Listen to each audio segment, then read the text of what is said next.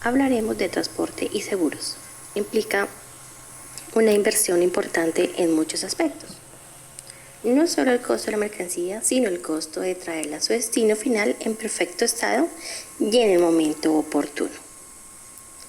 El transporte, uno de los principales eslabones de la cadena logística, es el que determina cómo y cuándo se recibirán los productos en manos de los compradores. La contratación del transporte adquiere así una trascendental importancia. Antes de iniciar este proceso es necesario tener claro si el término de venta Incoterm negociado incluye el transporte internacional. Una vez se define el término de negociación Incoterm y el o los modos de transporte que se van a utilizar para llevar la mercancía a manos del comprador, el responsable de la contratación y el transporte, se deben cotizar los fletes. ¿Qué es el contrato de transporte internacional? El contrato de transporte es un documento por el cual una parte, el porteador, se obliga frente a otra, el cargador o remitente, por un precio acordado, a trasladar, transportar de un lugar a otro, de un país a otro, en el caso del transporte internacional, una mercancía para ponerla a disposición del destinatario en el lugar y en las condiciones pactadas por ambas partes. ¿Qué factores se deben tener en cuenta al negociar un flete?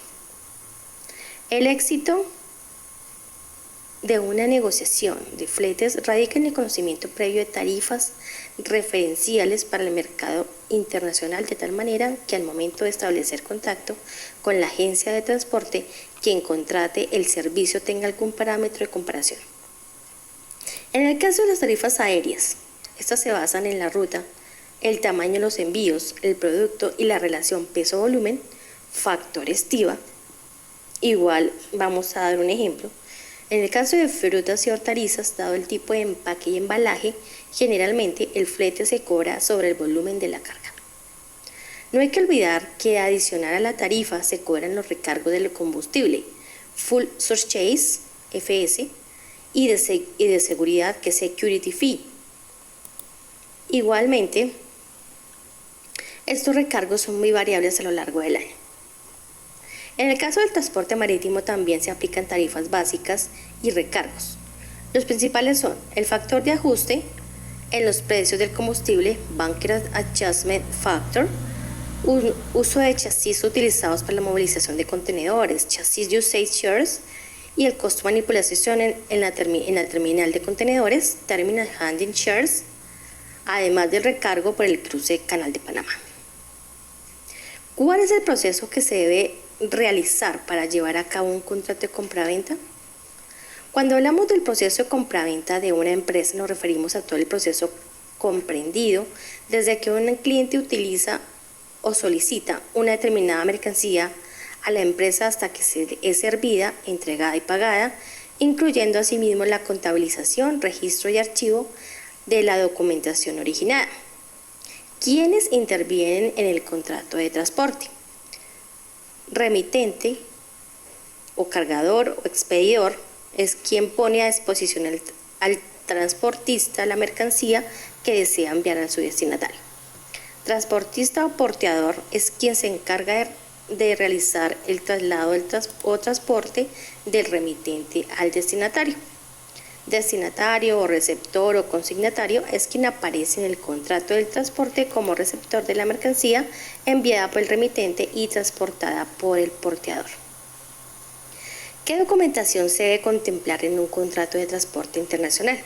A la hora de llevar a cabo cualquier tipo de importación o exportación de mercancías por vía aérea, marítima o terrestre, es necesario complementar una serie de documentos de transporte y otros trámites con el fin de cumplir con todos los requisitos legales y conseguir que los productos lleguen al lugar de destino en perfectas condiciones.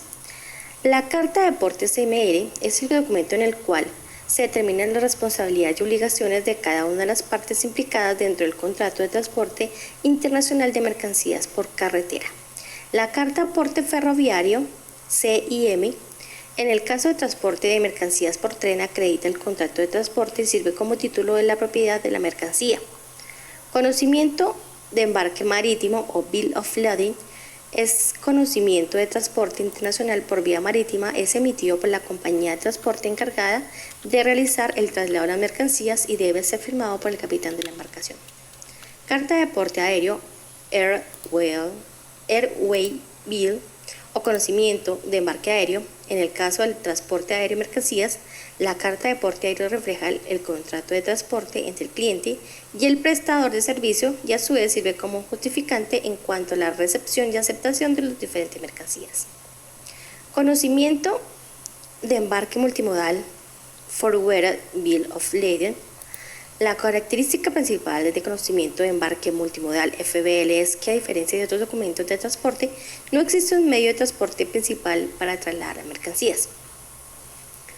Otro documento es Packing List. Se trata de una lista en la que se detalla la relación de mercancías transportadas junto a información descriptiva de las mismas, sin incluir los precios.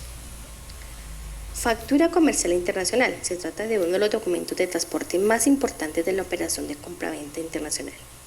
Certificado de seguro de transporte. En este documento se indica que se ha suscrito un seguro para cubrir el envío de las mercancías a nivel internacional, indicando el tipo y el importe de dicho seguro. Albarán de entrega o nota de entrega. Se trata de un documento que, aunque no es obligatorio, se suele utilizar con frecuencia en el comercio internacional, especialmente cuando el exportador realiza la entrega en el país del vendedor de las mercancías. ¿Quiénes intervienen y cuándo se aplican los Incoterms y los seguros? En un transporte internacional puede ocurrir también múltiples contingencias que pueden dañar la mercancía y producir importantes pérdidas. En la mayoría de Incoterms no existe obligación de contratar ninguna cobertura sobre la mercancía. Cuando ya se han definido el Incoterm y el modo de transporte a utilizar, se debe proceder a cotizar fletes, para lo cual, al momento de negociar, se deben conocer las tarifas referenciales para el mercado internacional y variables como condiciones y características de la carga, cantidad de envíos y modo de transporte, así como aclarar el tipo de producto, peso o cuidados que requiere, frecuencia o despachos. Interviene en el porteador contra la obligación. Cargador, por cuenta propia o ajena, se encarga de la conducción de mercancías al porteador, y el destinatario a quien se envía la mercancía puede ser a la vez cargador y destinatario. Seguros. Asume los daños durante la movilización. Tiene dos modalidades. Pólizas globales, cubre durante todo un plazo determinado todas las mercancías expedidas. Pólizas individuales, cubre sobre un espacio, una determinada mercancía en un solo plazo. Interviene tomador, contrata la póliza exportador-importador. Asegurar, empresa aseguradora que asume los riesgos. Asegurado, persona a quien el riesgo sucede directamente. Beneficiario, tiene derecho a recibir cualquier contraprestación inherente al mismo de parte del asegurador. En conclusión, elegir un buen seguro está directamente relacionado con el tipo de transporte, con la mercancía y con el riesgo soportado en la compra-venta. Este último está regulado en los términos Incoterms utilizados en comercio internacional, y por este motivo es importante conocer las implicaciones de los mismos respecto a las operaciones de compra-venta. Muchas gracias.